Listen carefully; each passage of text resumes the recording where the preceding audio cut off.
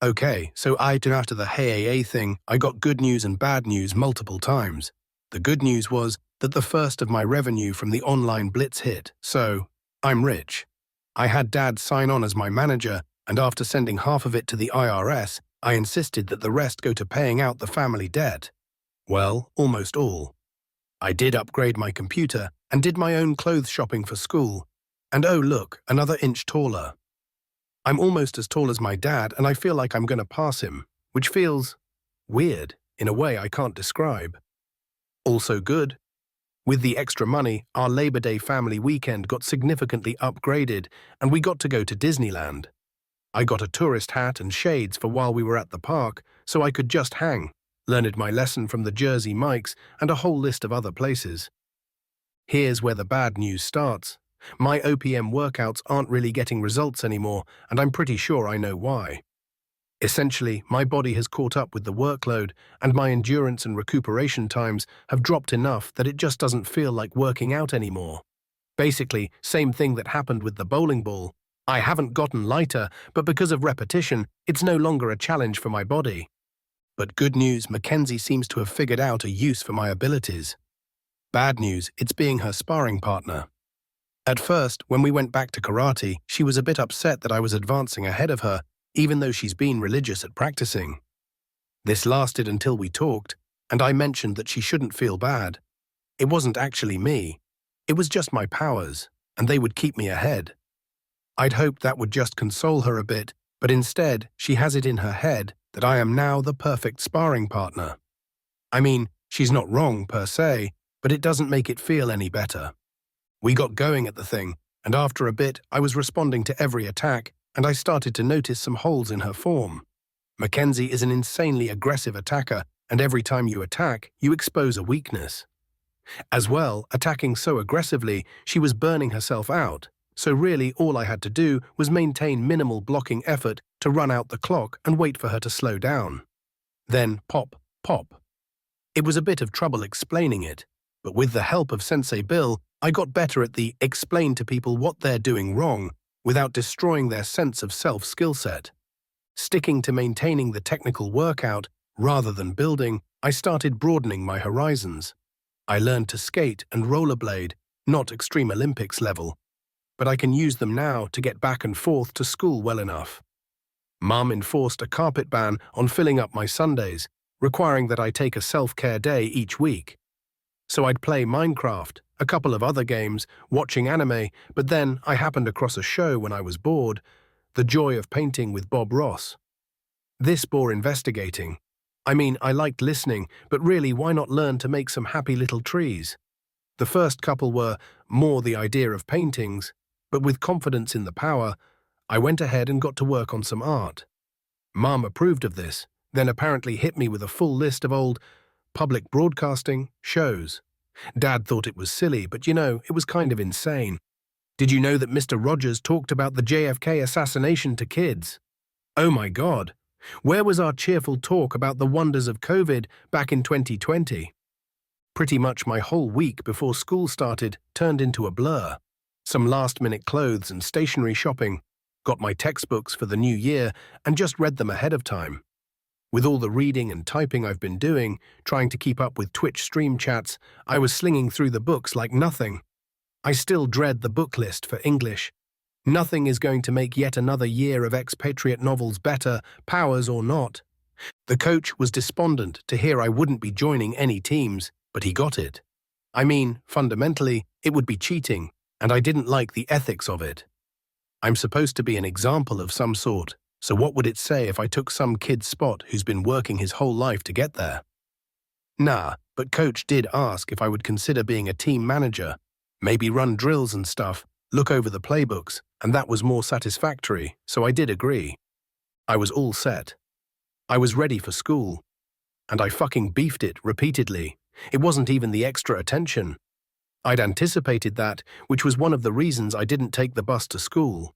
And no, it wasn't really the classes either, those were mostly boring with some distractions. I did great with the boys' basketball team, and then repeatedly fell on my ass at the girls' practice. How? Well, let's recap the thought I had before each time I ate court. So pretty. Wham! She has the bluest eye. Fuck! Wait, no, can't touch. Shit! Amy and I had been in school together for years, but apparently this year she decided to go from prettiest girl in our class to melt brain. And I actually got sent to the nurse's office because coach was worried I might have a concussion from hitting the ground so many times. And it isn't like I was like that around all of the girls, just, you know, the really gorgeous Italian one, with perfectly curly hair and who smells awesome just all the time. I should know, my sense of smell got better the last couple of weeks. She tried talking to me, and I tried to remember the English language I'd been speaking almost my entire life. But I'm going to go learn like 20-some odd new languages to sound like a jackass around her in. I couldn't concentrate for the rest of the day, and it was driving me nuts. But it's like Crimson said, I don't really have accomplishments. My powers have them, so even if someone that hot would go out with me, it wouldn't be me. Fuck. I was smarter than this a couple of hours ago. Welcome all to Aegis Cast. I'm your host Aegis, and we have here my best friend Daryl. Today we've got a whole bunch of things to talk about, the first of which is, Aegis, why do you have a podcast?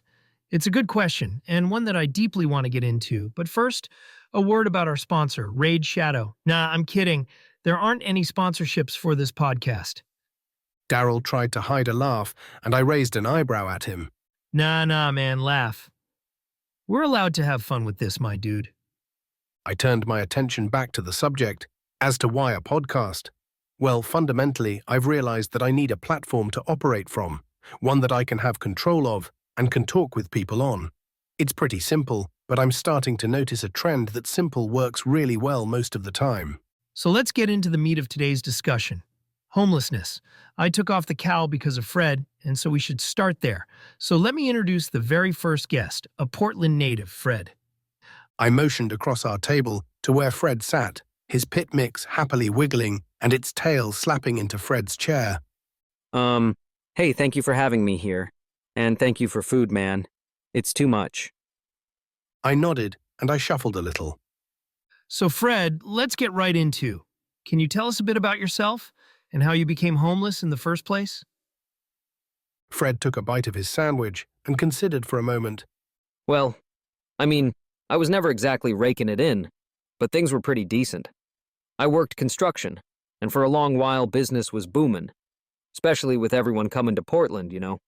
So I didn't really pay the rent increases no mind at first. I had a full-time job. Things were good. We went over to my father's place on Wednesday nights for the board game night. The bar in downtown, right? Chimed in Daryl, making sure the audience knew what was being talked about. And he did some editing work to bring up a picture of the bar for the viewers so they could see it. Fred nodded. Yes, sir, young blood. Things were going good, and then the work dried up. I was with a local construction company and helped build a bunch of the new apartments around town.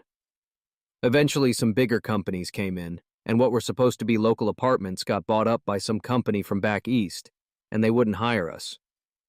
It sucks, but we got ourselves some side gigs, and I started doing Uber, so it was working out, till my car broke down. Need to focus in. You mentioned your rent went up. Can you talk about that a bit more in depth? Oh, sure, King. I got a place with a buddy of mine, out on Sandy. It was out away from the city, but that made it cheaper. We were renting for about $900, and it was pretty good. Place had a little gym, pool. Hell, it had a sauna, and this little steakhouse bar just outside and a Subway. First rent jump went to I think $12.50. And yeah, things got tighter. But the city was talking about how they were raising the minimum wage and put in a clause to limit the rent bumps. Daryl punched in numbers on his laptop, and I made a mental note that I needed to upgrade his rig. It was decent enough for basic schoolwork and whatnot, but I could literally hear the laptop pushing, trying to keep up between it running the video, audio, and Daryl interacting with chat. However, Daryl did come up with some info. Looking online through apartment listings, and that same apartment that you live in. 8 years ago for $900 a month. Now rents for $1,800 a month, plus bills and a parking fee. Also looks like they added on a $50 pet rent fee, so figuring for average usage, you would be looking at north of $2,000 a month before you've bought groceries. That's so fucked. Oh, sorry. Dude, It's the internet. There is no swear jar. I chuckled a little bit. Daryl's slip-ups actually helped. This is a big subject, and having some quick bits of levity would help keep everyone's attention a bit. Turning my attention back to Fred, Now, of course, this is Portland. There are programs in P. he was already shaking his head. Them programs are bullshit. Oh yeah, we'll help you out with food stamps, but don't you go getting a job or we'll be killing that first thing. Unemployment? It pays like $185 a week, and you gotta claim any work you get before you get paid for that work. So if you get screwed, you're just out the money. Man, that shit won't even cover my rent, and it's not like the stamps actually get you enough food to eat either. And oh yeah, there's low-income housing. Applied for that shit back in 2018, and I still ain't heard back from them. Shelters? Well, basically, I'd have to give up Samson here. I've had this guy since he was a pup, so what? Fuck him for being a dog. And he's a pit, so apartments don't want him, he's a dangerous breed. Motherfucker, this dog's afraid of squirrels, and that's only the surface level shit. Fred launched into a 15-minute-long rant about every facet of how bad he was getting screwed.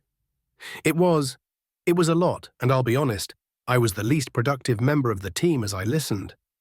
His wasn't even near the worst story, and again, Daryl was confirming any information, popping up images, linking to articles and statistics. I, meanwhile, was just sitting back in my chair, listening to every horrific moment of it, and then getting the confirmation of the accuracy of what Fred was saying from Daryl. It was all so fucked. I mean, how do you even say it better than that? We wrapped up the podcast just over an hour, and I'm not sure I remember most of it past Fred's story. When we finished getting everything shut down, I asked Fred to hang out a moment. I want to hire you. Fred considered a moment. What do you need built, player? I shook my head. I need someone who actually understands what it is to be homeless. Someone who's been there and that can articulate it. Man, I ain't articulate. I'm pretty sure I was swearing every other word at a point. I'd read something about this. I know, and that's better. There are multiple studies that show that people who swear are more honest than people who don't. And I don't want tragedy porn where I pick people for the optics. I need someone to help me. I can learn, but only by experiencing, and I'm not homeless. I can't really learn that, and trying to it would be a mockery. That's not what I want. He reconsidered. You really are going to try to do it, aren't you? You're going to try to end homelessness? Yeah, but there's so much conflicting information out there about what the problem is. And after listening to you, I get it. It's all of it. It's all some insane back-building loop of misery. I need you as a consultant, and I can pay. I can get you a place. We'll call it a corporate apartment, and yeah, Samson too. It won't be the lap of luxury, but I need help. And failing all else, you're an adult with a driver's license and nothing better to do with your time. First step from there was getting Fred into a hotel while I worked on getting him an apartment. I ended up putting him in a Super 8 since they offered a full breakfast, had no issue with dogs, and solid enough Wi-Fi. Next step, we got him some groceries, proper dog food and treats, and upon inspecting his belongings, we trashed most of it and just bought him some new clothes. And while we were at Target, I also bought Daryl a laptop, because the sound from his old one was coming in over the mic. It was Target when things went sideways. Daryl took Samson to go play in the dog park, so it was me, Fred, and my mum who was driving us around.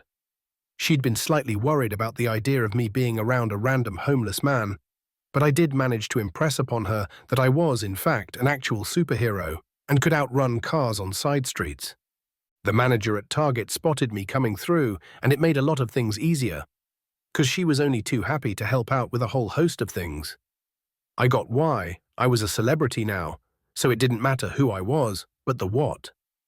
I was with the Hey A, and as I started to realize, the only superhero in the whole of Oregon. Anna and Adam weren't natives, Anna being a transfer like most of Portland at this point, and Adam's job had him moving around the country to do evaluations and awaken powers. If I were a normal kid, we'd have been treated like we were about to rob the place. But since I'm Aegis, I was a publicity and autograph opportunity. But what went wrong was in relation to Fred. We got the shopping done well enough, got him a full set of proper clothes, shoes, full workup, and I set up a barber appointment for him. There was a place downtown across from a cupcake place that not only did a proper hot towel shave, but also offered whiskey and cigars to their patrons. I figured, he's been through a lot, and he could use it. I was setting it up while Fred was getting changed in the bathroom after we checked out. Mum seemed concerned as he was taking a while. I said I'd go check up on him and went into the men's room when I heard it. Weeping, Fred, you okay, man? he stepped out of the stall wearing his all-new clothes and wiping his eyes. Sorry, man, I'm good. You don't have to be, you know. I cried too. He shook his head. You don't have to make me feel better, man. I furrowed my brows. I'm not trying to. 2 weeks ago, my entire life got thrown off a cliff, and I can't really talk with anyone about it. Even other supers out there, they've got powers, yeah. But their powers are limited, like Crimson said. They can put them down, walk away. For me, though, it's everything, and there's just so much pressure. So please, believe me, I get things being too big. He started to slowly weep again. It's just, these clothes, they're the first clothes I've gotten in over 5 years that someone else ain't worn before me. For real, whatever you need, I got you. Fred started crying again, and I went on the instincts instilled by my mum. I hugged him. It was the final crack in the dam, and he cried. Thank God I worked out, 'cause his knees buckled, and his whole body shook. I'm not sure how long we were there, but I didn't feel saying things was a thing right now. I helped Fred gather up his stuff, throw out his old clothes, and we caught up with Mum. She didn't ask any questions, at least not until Fred was situated in the barber's chair. Marcus, is Fred okay? No, he's not. It's more than the homelessness itself, Ma. I'm pretty sure that I'm the first person to hug him since before this began, and that can't be good psychologically. He cried because he was wearing new clothes. Every time I look at this thing, it's more of a monster than the last time I looked, like a hydra. It feels like even if I take out one problem, the problems will multiply. I mean, how do you deal with that? My mum regarded me for a moment. Well, the trick to the hydra is burn off the stumps so they don't grow back. But the key to that is knowing to do it. I know it's huge right now, sweetie, but you just need to make sure you do your research. You can do it. I have absolute faith in you. I needed more resources. Yeah, money was a part of it, but I need legitimate resources. Fred was part of that. I physically couldn't do all of this myself. I'd need to incorporate to becoming a stronger entity for the changes, but most of all, I needed a lab. I needed to be able to carry out experiments and in turn get a better idea of the potential solution.